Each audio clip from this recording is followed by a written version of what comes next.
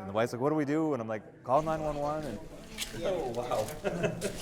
Approximately 7 p.m. that evening, we were dispatched to GoldenEye Court. it was about 6:30, and we decided, the kids were real excited about the snow and they wanted to get out sledding. And so I called the wife and I said, hey, why don't you bring the dogs down here? So she did. They were all down there playing and everything, and Milo had wandered down by the water. Kept calling for him. They're like, no, Milo, no. She advised that her dog had fallen through the ice. The ice just broke right underneath them. Hello? Come on. Truck 403 got there, but they were already geared up when they got there. We got out there. The ice was a little fragile. We first tried to catch him with a dog collar.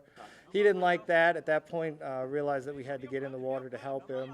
He was working, but he just couldn't do it. The water was too deep for him. When he started yelping, that was the worst, because I've never seen him just be in that kind of distress and everything. Luckily, the depth of the water helped us. It was only about the chest level, so I was able to touch, and we just lifted him up. He hopped right out and was very cooperative, so no bite marks or scratches. And I welcome you all here for this wonderful reuniting of the family with the crew that helped to save our four-legged friend Milo here.